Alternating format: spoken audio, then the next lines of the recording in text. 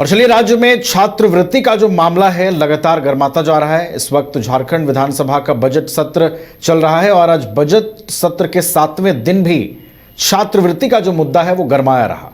छात्रों की बात मुखरता से करने वाले डुमरी के विधायक जयराम महतो ने एक बार फिर से छात्रवृत्ति को लेकर मोर्चा खोलते हुए ये तक कह दिया कि आप विधायक मद की सैलरी काट लीजिए, बाकी जरूरी चीजों को सीमित कर दीजिए, लेकिन छात्रों को छात्रवृत्ति जरूर पहुंचाइए। छात्रों के लिए छात्रवृत्ति कितनी जरूरी है इसका भी उन्होंने जिक्र किया, जिसके बाद चमरा लिंडा की ओर से उन्हें जवाब भी दिया गया। क्या जवाब दिया गया और क्या पूछा जयराम ने, समझेंगे इसको। मदन, देखिए, छात्रवृत्ति का मामला भी लगातार राज्य में गर्माता जा रहा है, क्योंकि एक सबसे हॉट विषय आप कह सकते हैं इस बजट सत्र का। आज छात्रवृत्ति के मामले पर जयराम ने कैसे मोर्चा खोला और क्या जवाब मिला है?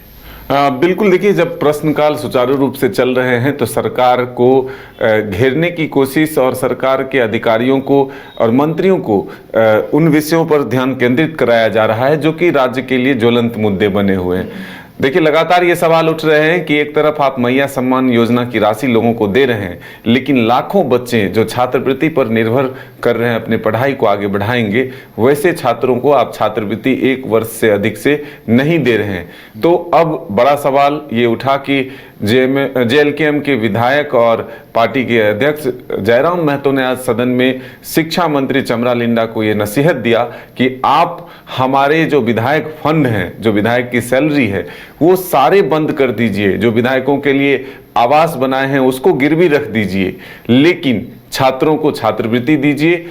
अगर नहीं हो तो फिर ऋण उपलब्ध कराइए।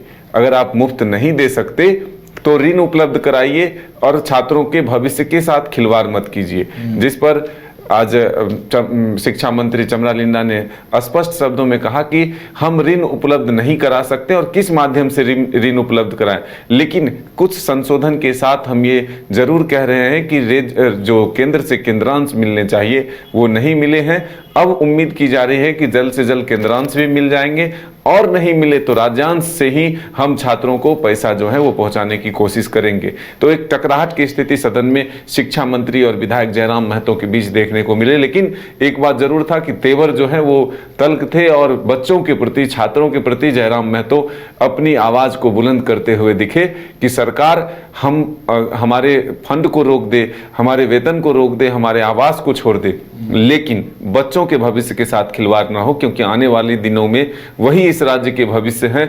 और एक तरफ आप मैया सम्मान योजना की राशि देते हैं, दूसरी तरफ छात्रों को छात्रवृत्ति नहीं देते, तो ये दो तरह की चीजें जो है एक राज्य में नहीं होनी चाहिए।